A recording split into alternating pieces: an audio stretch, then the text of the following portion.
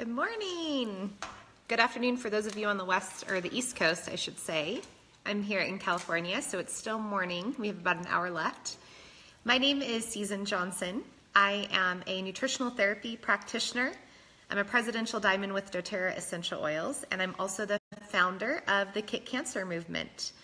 And I'm glad that you're joining us today. This is a pretty hot topic. It's something that I think a lot of us aren't super educated in, but it's also something that stirs a lot of emotions. And so I want to first say that, vaccinating is a personal choice, and that's something that as a parent or as an individual, you need to decide and be educated and make that decision on your own with what you feel at peace about. But this is something that, regardless of what your stance is on vaccines, we need to talk about how to get the unnecessary residual toxins from the vaccination itself out of the body. So if this is something you think your friends would benefit from, please share, tag them in this, share this video so that we can get the word out, just to keep our kids and even adults that are getting vaccinated, to keep them as healthy as possible.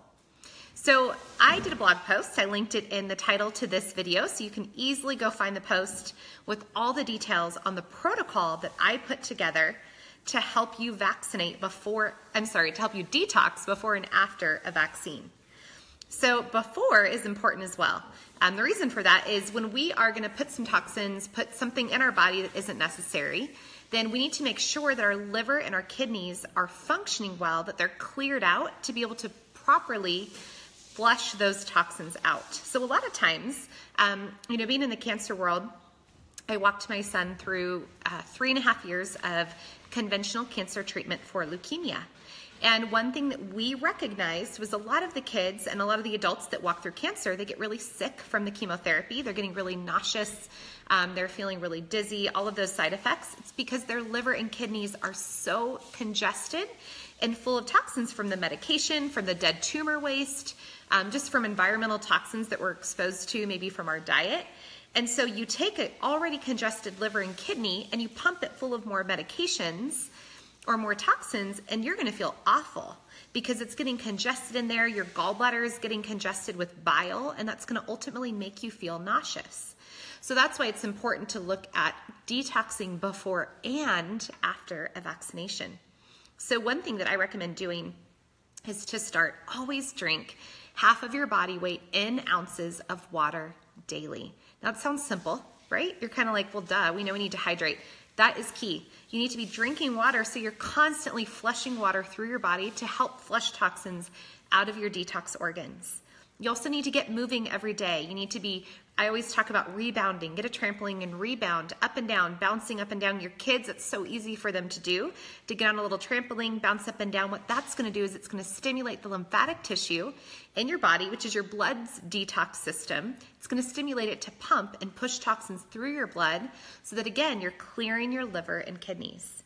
The other thing to do is make sure you're eating healthy. That's super important because guess what?